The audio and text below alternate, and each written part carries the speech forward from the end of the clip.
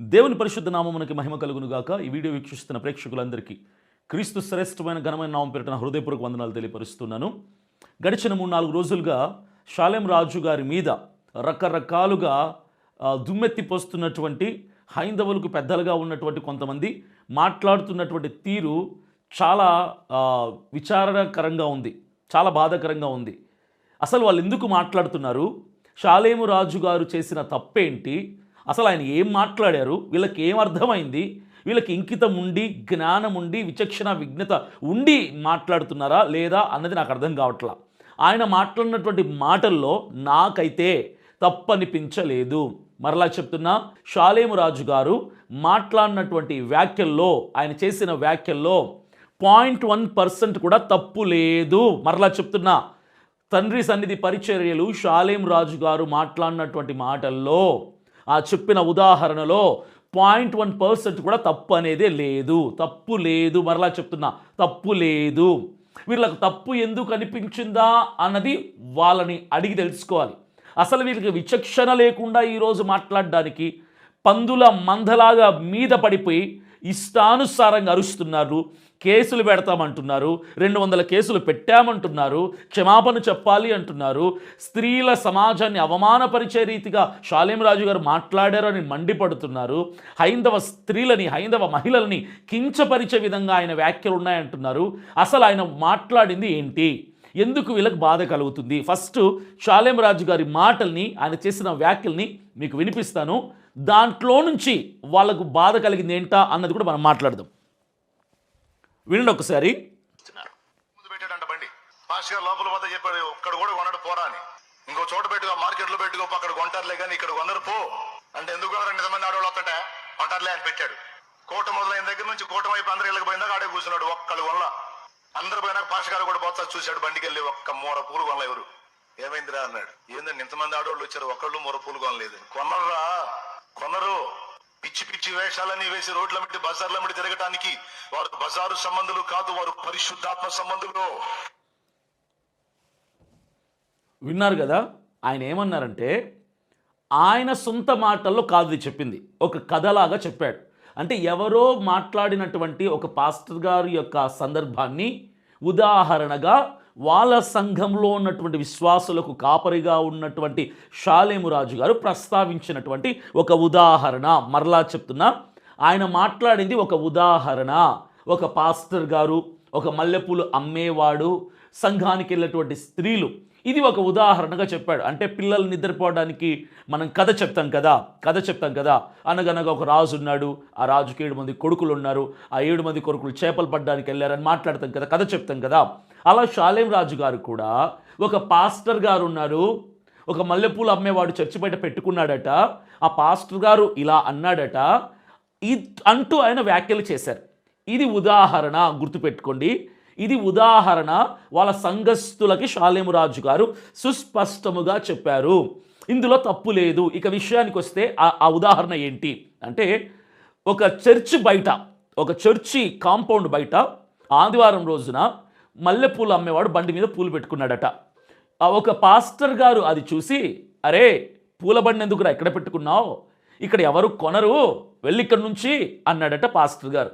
అప్పుడు ఆ మల్లెపూలోడు అన్నాడట, ఎందుకు కొనరండి, భలే చెప్తున్నారు మీరు, ఇంతమంది స్త్రీలు ఆడవాళ్ళు వస్తున్నటువంటి ఈ స్థలంలో ఎందుకు పూలు కొనరు, నేను ఇక్కడే ఉంటా, ఇక్కడే అమ్ముకుంటా అన్నాడట మల్లెపూలు అమ్మేవాడు.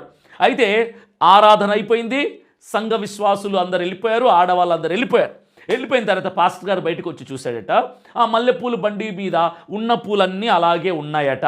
అప్పుడు పాస్టర్ గారు అన్నారట, అరే నేను చెప్పాను కదరా ఇక్కడ ఎవరు కొనరు మల్లెపూలని, మా వాళ్ళు ఏమన్నా మల్లెపూలు కొని పెట్టుకొని తిరగటానికి బజారు సంబంధులు కారు, పరిశుద్ధాత్మ సంబంధులు.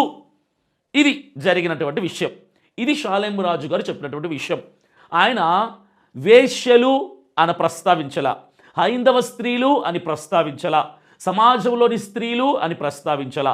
ఆయన ఏమన్నాడంటే, మా వాళ్ళు బజారు సంబంధులు కారు, అంతే, ఇంతే ఆయన అనింది. బజారు సంబంధులు కారు, పరిశుద్ధాత్మ సంబంధులు. ఇందులో తప్పేముంది? పిచ్చి కుక్కల్లాగా ఆయన మీద పడి మొరుగుతున్నారే, ఇందులో తప్పేముంది? ఒక ప్రియా చౌదరి గారు, మాధవీలత గారు, సంధ్య గారు, కరాటి కళ్యాణి గారు, ఈడు కరుణాకర్ సుగుణ బుద్ధి లేని వాడు, లలిత్ కుమార్, వీళ్ళందరూ ఈరోజు పిచ్చోల్లాగా అరుస్తున్నారు కదా. ఏమి తప్పు ఉంది అందులో? ఆయన అన్న మాట తప్పు కాదు.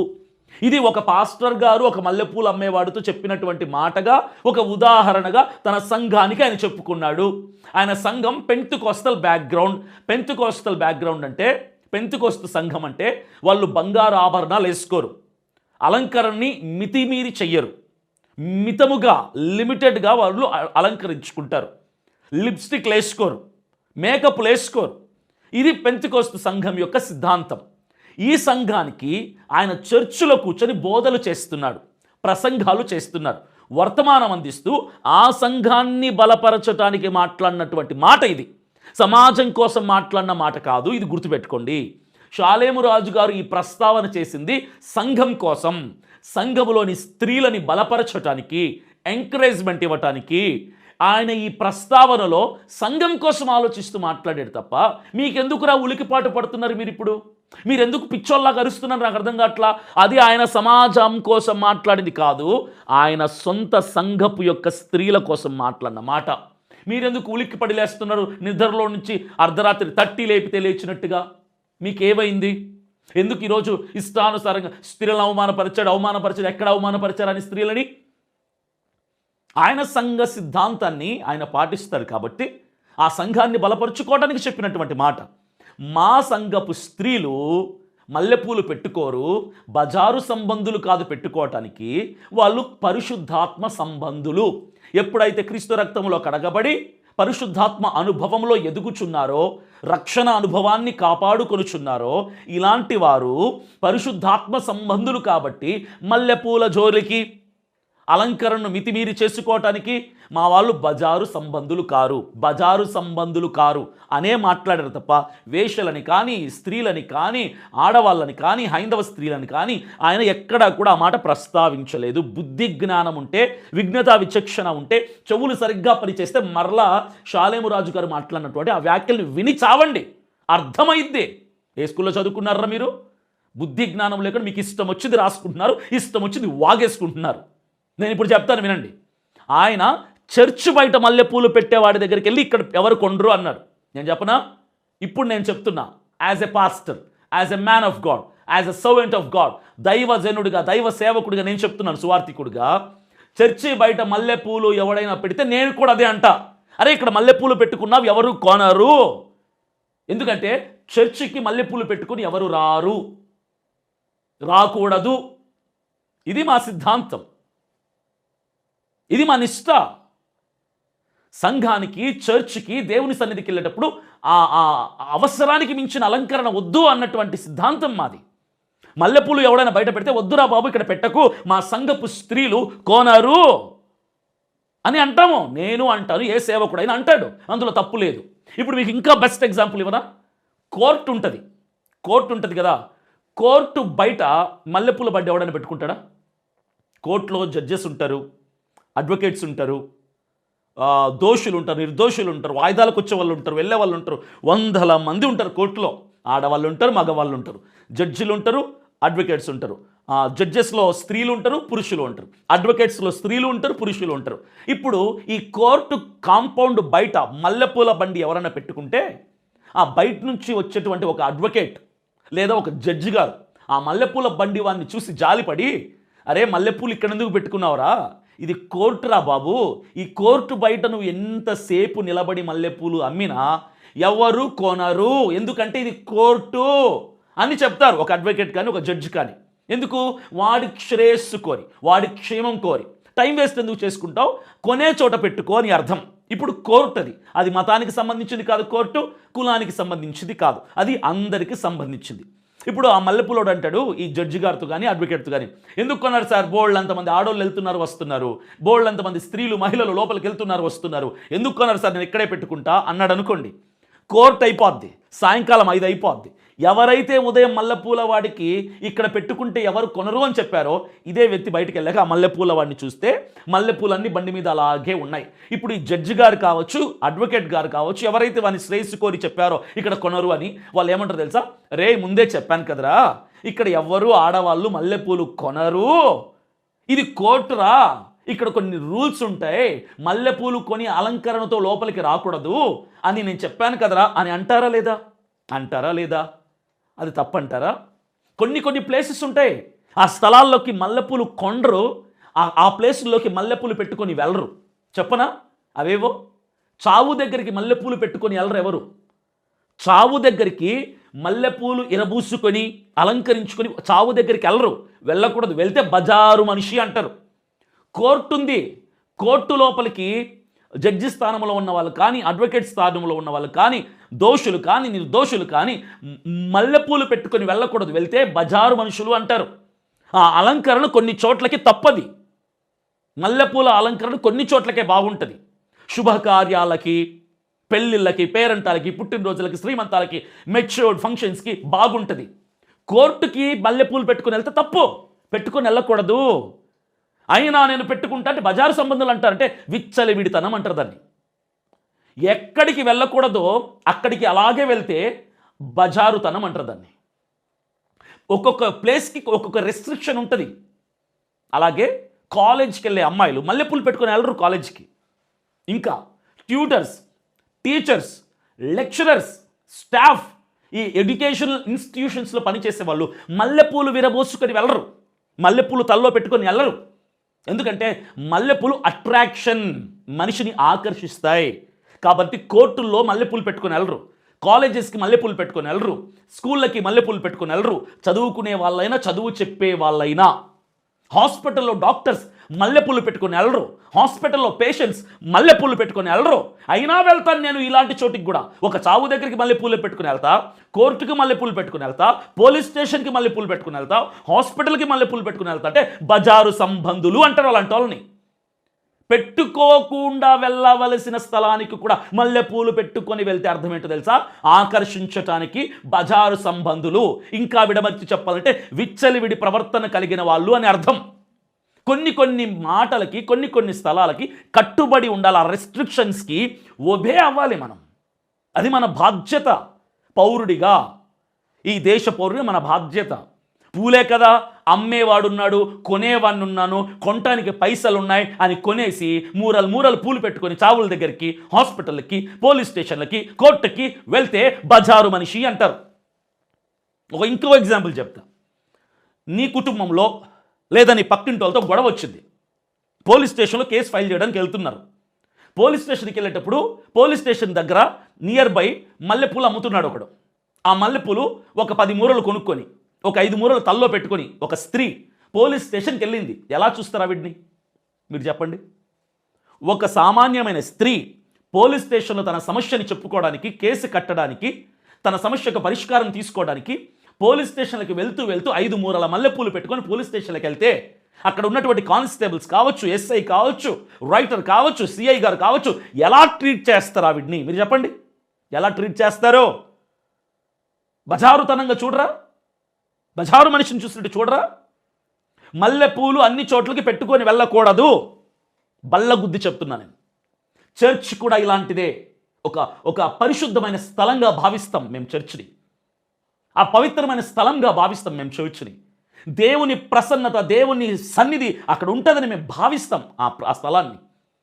చర్చికి కూడా మల్లెపూలు పెట్టుకుని వెళ్ళకూడదు అని మేము భావిస్తాం. కోర్టుకి ఎలాగ మల్లెపూలు పెట్టుకోకూడదో, పోలీస్ స్టేషన్కి ఎలా మల్లెపూలు పెట్టుకుని వెళ్ళకూడదో, కాలేజెస్కి, స్కూల్స్కి ఎలా మల్లెపూలు పెట్టుకుని వెళ్ళకూడదో, చావు దగ్గరికి ఎలా మల్లెపూలు పెట్టుకుని వెళ్ళకూడదో, హాస్పిటల్కి ఎలా మల్లెపూలు పెట్టుకుని వెళ్ళకూడదో, అలాగే చర్చి కూడా వెళ్ళకూడదు. ఎప్పుడైనా, ఎక్కడైనా, ఎవరినైనా కోర్టు బయట మల్లెపూలు అమ్మేటోని చూసారా?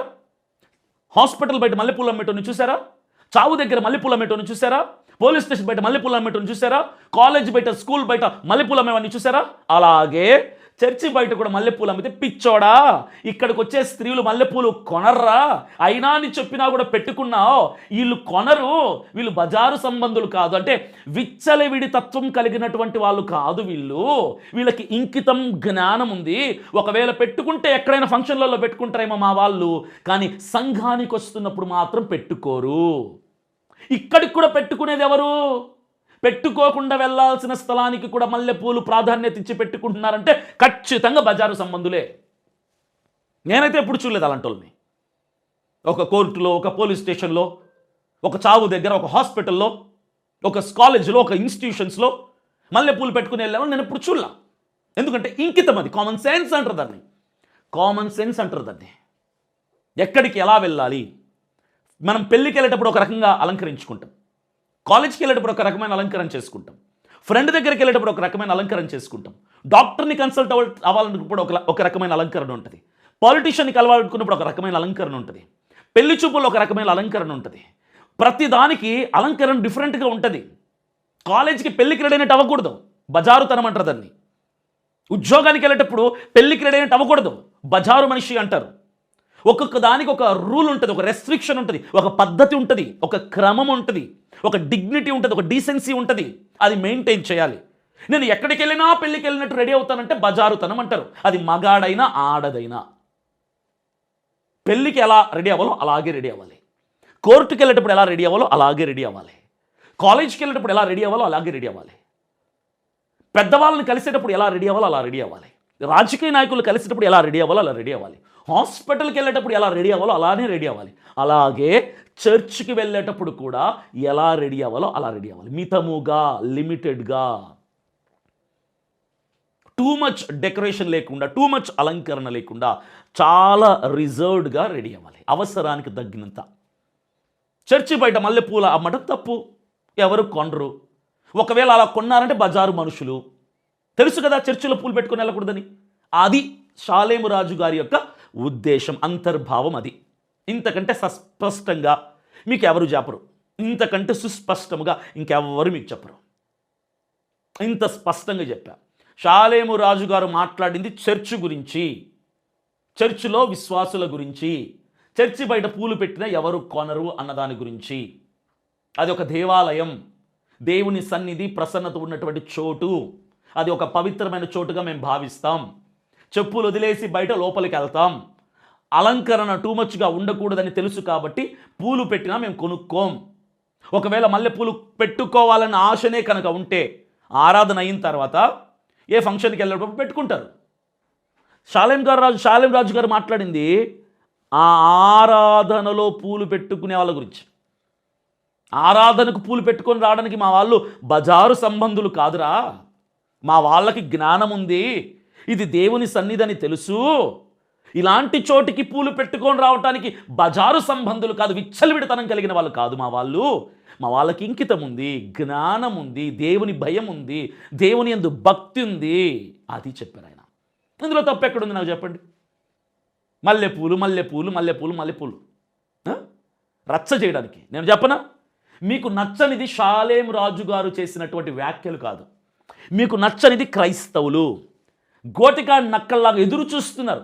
ఏ పాస్టర్ ఎక్కడ తప్పు మాట్లాడతాడా పట్టుకుందాం, ఏ పాస్టర్ ఏ లొసుగు దొరుకుతుందా, ఏ పాస్టర్ ఏ ఆడియో రికార్డింగ్ దొరుకుతుందా, ఏ పాస్టర్ తిండి తప్పు తింటున్నాడా, తప్పుగా వెళ్తున్నాడా, తప్పుగా మాట్లాడుతున్నాడా, తప్పుగా చూస్తున్నాడా, మీ దృష్టి మొత్తం మా క్రైస్తవ సేవకుల మీదనే కదా.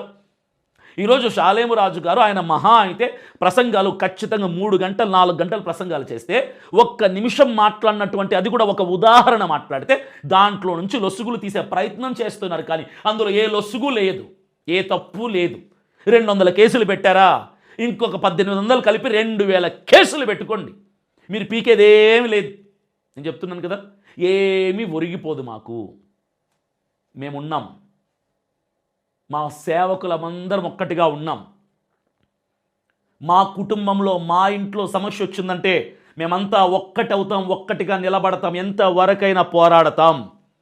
చట్ట పరిధేంతో మాకు తెలుసు, చట్టబద్ధమైన నియమాలను మాకు తెలుసు.